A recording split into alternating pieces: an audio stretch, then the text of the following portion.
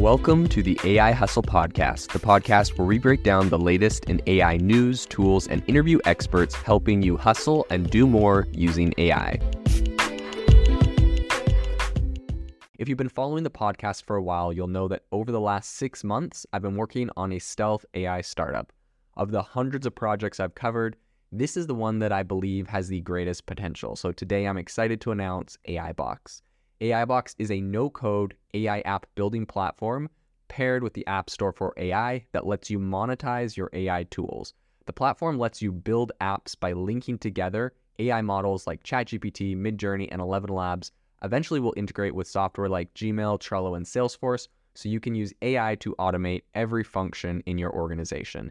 To get notified when we launch and be one of the first to build on the platform, you can join the waitlist at aibox.ai. The link is in the show notes. We are currently raising a seed round of funding. If you're an investor that is focused on disruptive tech, I'd love to tell you more about the platform.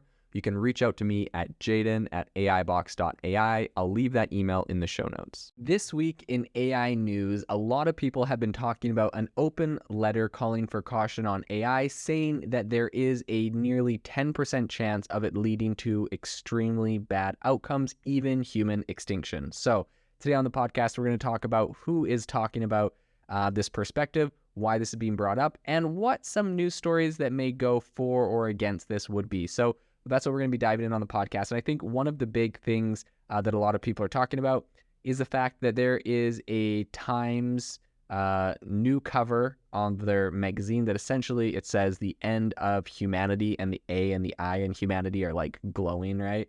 And it's kind of funny. Some people have done some, and then below that it says, how real is the risk?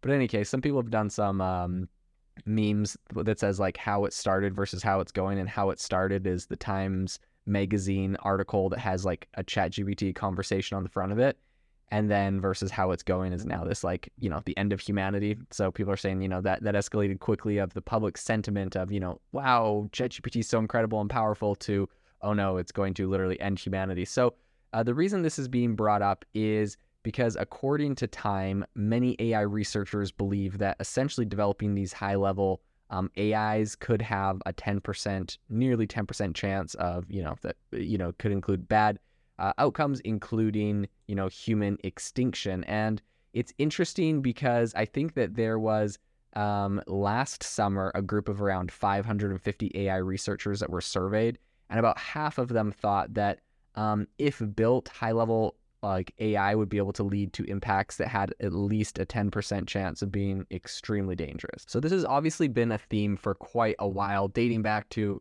obviously at least last summer, but even, beyond that, this has been a concept that's been in AI for a while. Now, this is kind of interesting because, just recently, May 30th, the CEOs of essentially the world's biggest AI companies, alongside with hundreds of different AI scientists and experts, all kind of made a statement. They all, wrote a letter. And this has kind of been a common thing we've been seeing lately. But essentially in their, open letter they just released, they said, mitigating the risk of extinction from AI should be a global priority alongside other societal scale risks such as pandemics and nuclear war.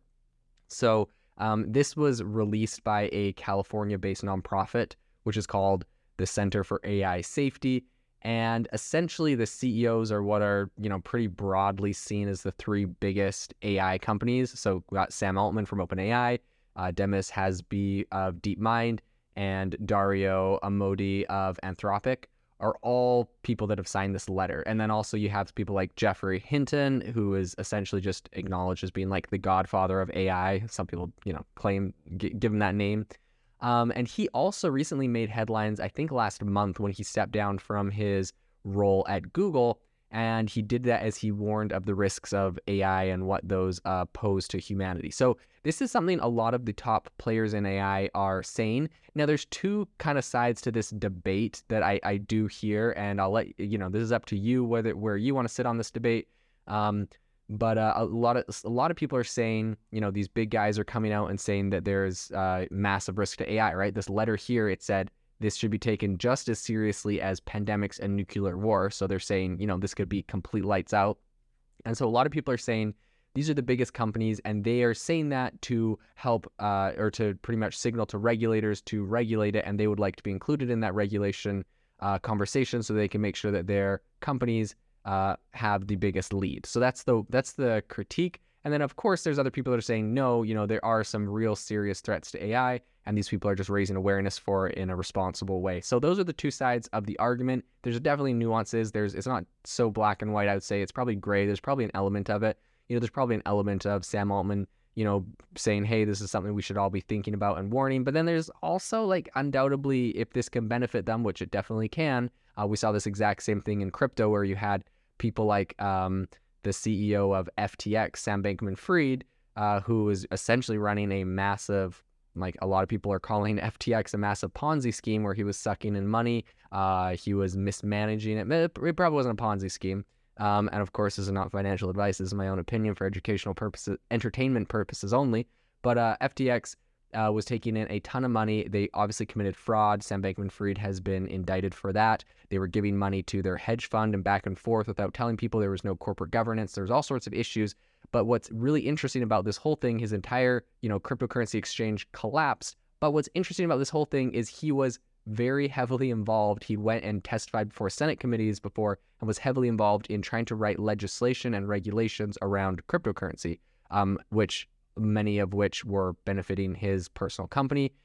His parents were both prominent lawyers, and his girlfriend, the person that was helping run his hedge fund, so his girlfriend's father was a very prominent person in that regulatory space. So very interesting, and I hate to draw like conclusions or similarities between this, but you do see that sometimes when these biggest companies in an industry are working with regulators, it definitely does give you some pause for definitely reflection, right? Like, obviously, I'm not going to be like, oh, there's no issues in AI. There's no risks in AI that we need to be aware of. There are, but I would say take it with a grain of salt when it comes from the people that are currently the biggest in the space and benefiting and would benefit the most from some of this regulation. So the letter was also, there was another letter that was recently signed calling for like a 6-month pause on AI. That was kind of popular. Elon Musk signed that one, and then he, right after that, went and started his own AI company. So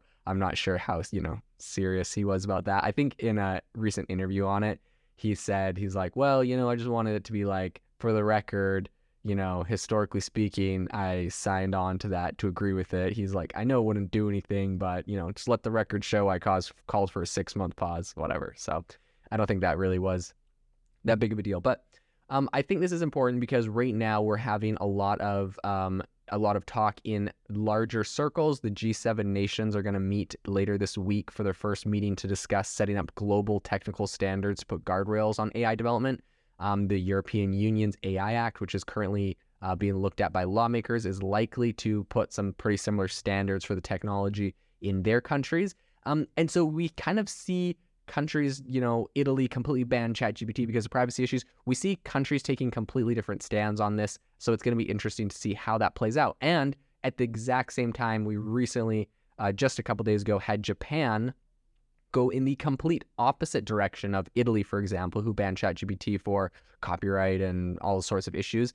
And Japan completely removed all copyright liability from AI companies, meaning you can train on copyrighted material, and what you publish is not going. You're not going to get sued for example, training on an artist's content and publishing content that looks similar to that artist. So that's Japan's approach, and they're saying that they're trying to make looser laws around AI and copyright so that they can become the AI central hub. They don't want rules like copyright to be slowing them down and make them not like one of the top tech places for AI. So it's going to be interesting. Different countries and different regulators will take completely different stances, and I think definitely there should be rules and regulations in any industry that has, mass disruption. I think it's probably a little too early. My personal opinion is it might be a little too early to start working on some of those regulations because we don't really fully know what these things are capable of. ChatGPT is a tool that everyone uses, and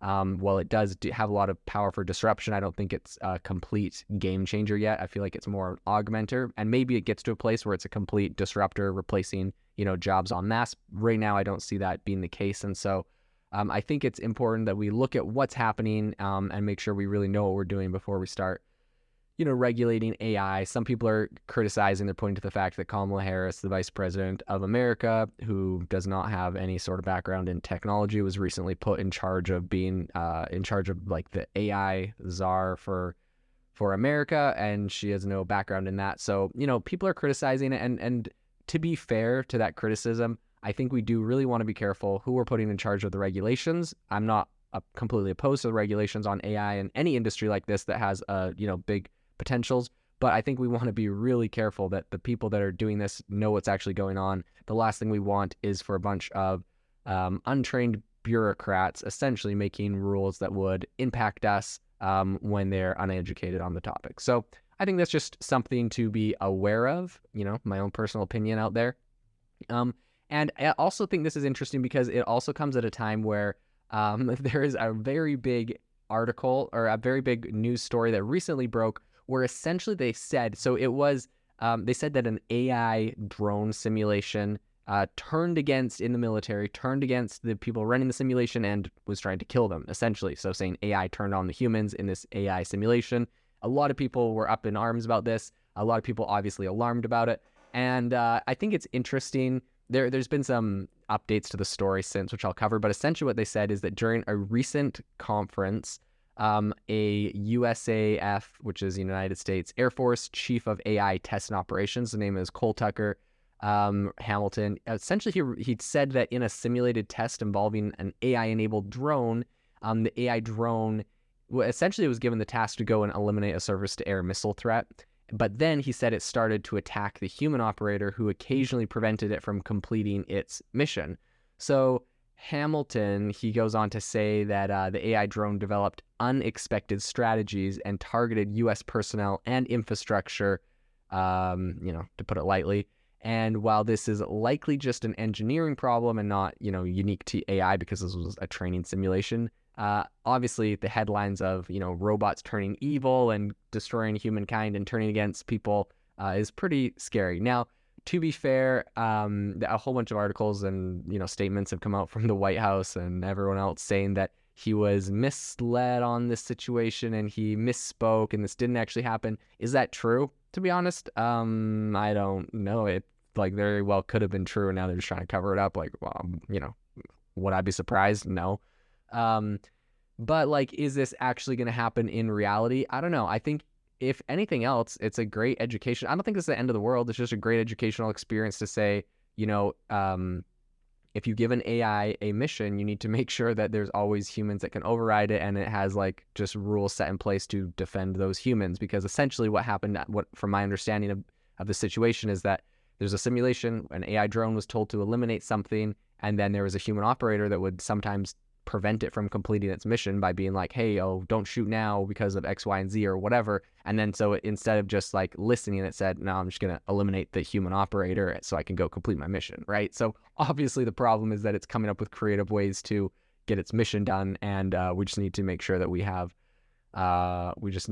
write into the code of these AIs so it's actually listening to us. So, I mean, is this bad? No, I think it's a learning experience. This isn't in live combat or anything crazy, but I do think it's something to be aware of. And of course, people have said that this whole thing never quite happened. So who's to say exactly what happened? But I do think it's interesting. So all of this being said, the last point I wanted to bring up is that there was recently a Times article that came out, and it said that AI is not an arms race. And it has a couple arguments in this article that I think are really, really important. It's this whole article where it says the Time magazine, and the cover of it is the end of humanity. So it's kind of they put this on the front cover of Time magazine. So this is an argument though that I do think is really important to cover. So essentially they said that in their argument, they say, let's say I want to beat you in war. We both spend money to build more weapons, but without anyone gaining a relative advantage, in the end, we're spending a lot of money and have gotten nowhere. It might seem crazy, but if one of us doesn't race, we lose. We're trapped. Okay, so, right, it's it's a common arms race thing, right? So, we see the Cold War where America's building up a bunch of nukes, and so Russia builds up a bunch of nukes, or vice versa, I don't know.